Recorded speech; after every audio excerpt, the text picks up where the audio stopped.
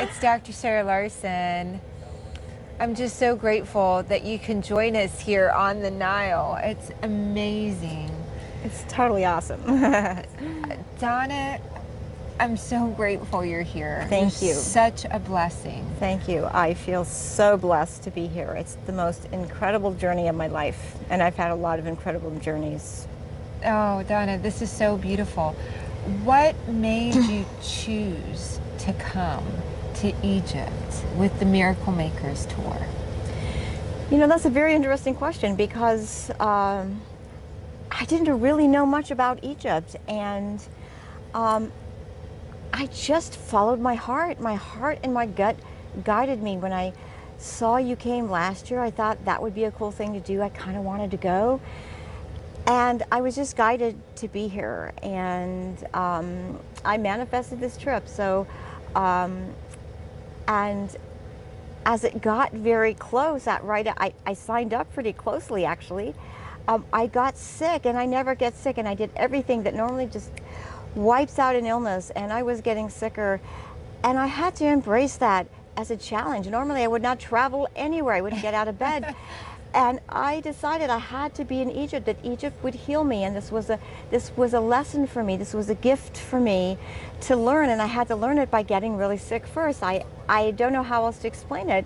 How did you show up to Egypt?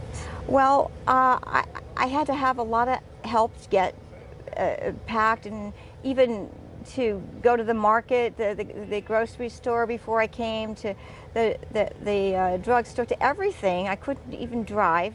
I really belonged in bed, but I had to get ready for the trip. So, and I had the person that brought me to the airport stayed with me, helped me all the way up to security point. And from there, it was pre-boarding, wheelchairs, just to make it. I could barely make it. So you were in a wheelchair? Yes, I was in a wheelchair at the airports.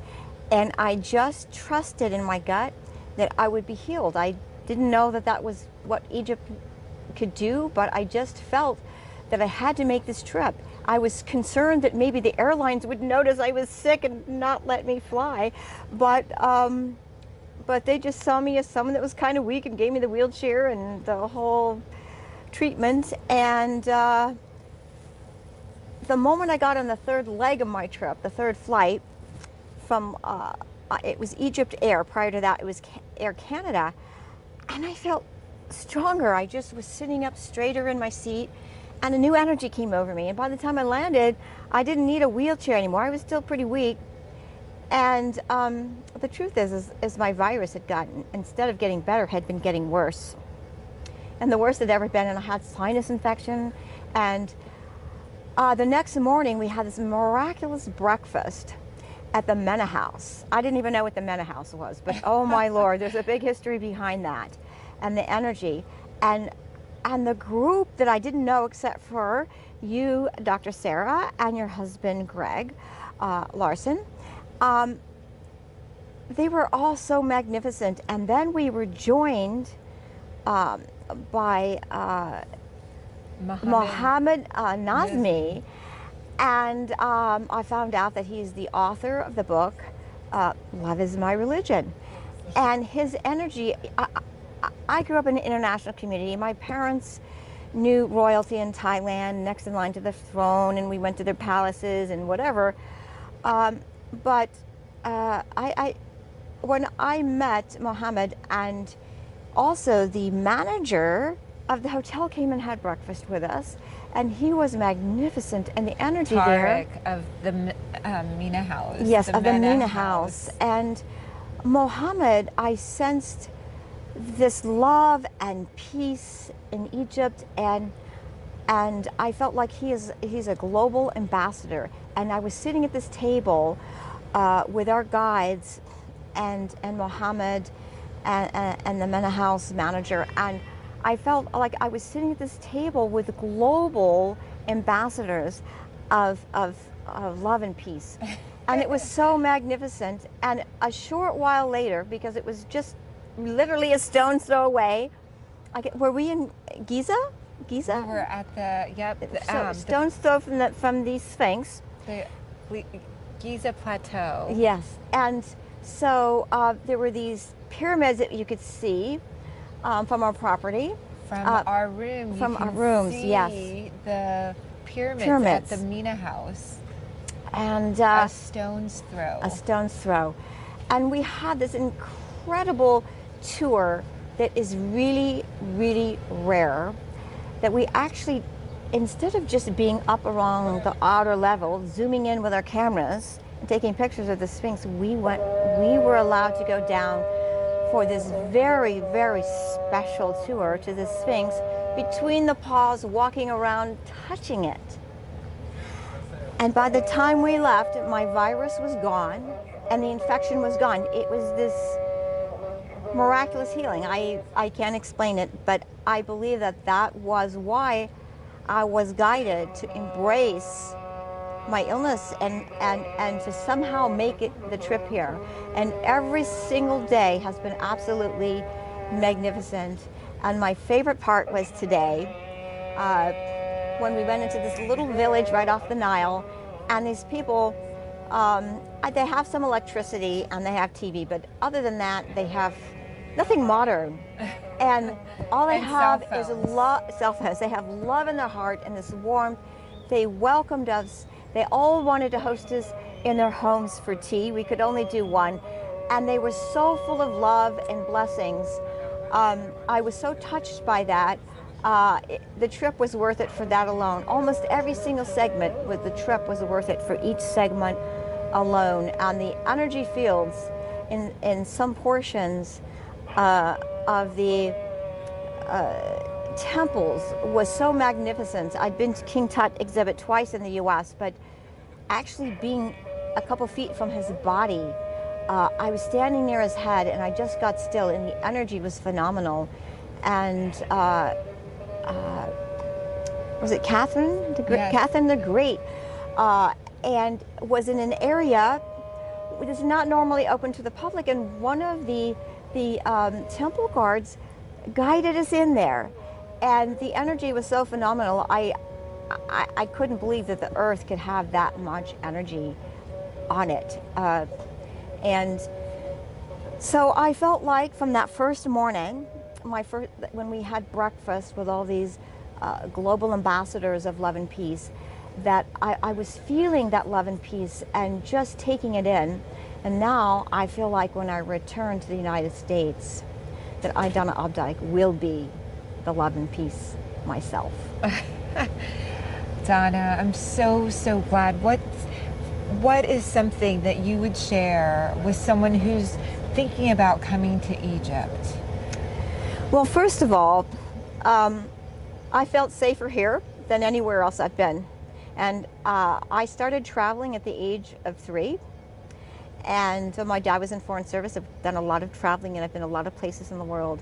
And I've never felt as safe as I did in that village. But with our guides and the way we've done this trip, it's just, safety has not been a concern at all. It's just really been the healing of it. And I am so changed, and people are noticing that met me at the beginning of the trip. They're noticing the change in my energy, and it's very hard to explain until you come here. But the beauty, the love, and the peace is just beyond what I ever imagined. And I didn't really know I would get that. I wasn't sure. I just came because I was guided, and I've learned to follow my heart and my gut. And I trusted in you, Dr. Sarah, and you, Greg. And so I got way beyond what I ever imagined, even on the first day. So the beauty, the history at the temples and the Sphinx is just phenomenal, and you can't really experience in a video or a book the way you can here. It's so different, and I've been to seen so much art around the world, and in Thailand where I grew up, all the temples and all the art. And my dad was an art collector. I have my own magnificent Southeast Asian art collection, but nothing has ever compared to what I've experienced. Any one day of this trip was worth the trip for me. Beautiful, beautiful. Thank you. Do you feel like a miracle maker now? I do. I feel like that This is a dream come true. Since my birthday last month, I already felt like I had a lot of miracles, and every day was a miracle. But I've been really in the flow of miracles, and dream after dream just seems to be flowing, and people want to know, like, wow, how do you do it? And I believe that I can guide others to follow their dreams and have their dreams come true and step into the flow of miracles. I believe that I'm able to do that now. So I welcome anyone who's ready to make that change. I'm happy to guide you.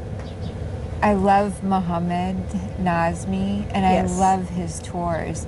And one of his tour guides was the one that actually wrote his book. Oh. This is the book. It's a biography. Nazmi, Love is My Religion, Egypt, Travel, and a Quest for Peace. And it's a brilliant book. And this is a picture gosh. right here of Muhammad with the author as well. She is so lovely. She came with us on the first tour that I did here in Egypt, Cheryl Hildegard. She's just brilliant. And I'd love for you to share, have you gone on spiritual quest like this before? Never. I had never even had the concept or thought of it, or it never occurred, just nothing. And what's interesting is this is not a tour. This is experiencing life in the most magnificent energy and people guiding us. And what's interesting is our guides are being elevated by us because we are loving it so much, and we are so elevated that we're elevating each other. We're like a family traveling together. And so we have our own space, but as a group, the energy is so amazing because we're all loving it. We're all appreciating the beauty around us. The number one word I can use is magnificent. It's almost like beyond magnificent. I have to come up with a new word because magnificent was my favorite word before I came to Egypt, but I need something even bigger. How about the word Pharaoh magic? Yes. Pharaoh magic. Yes, we've felt like Pharaoh since we've been here, and really, it's not a tour. We have tour guides, but we're living it, we're experiencing it, we're part of it. When we go to a temple, we become part of it, the energy, and we're blending with it. It's just a new experience. It's not a tour. You just don't go and look and take pictures and then you go to the next stop. It's not that. If you're looking for that, go somewhere else or go with a different group. But this group is the experience group. This is the life group. This is the spiritual group. And even if you don't know you're spiritual, if you enjoy life, if you feel bonded with nature, if you want to live life to the fullest, this is the way to go. I can't recommend it highly enough. Oh, thank you, Donna. Thank you, Miracle Makers, for joining us. Thank you.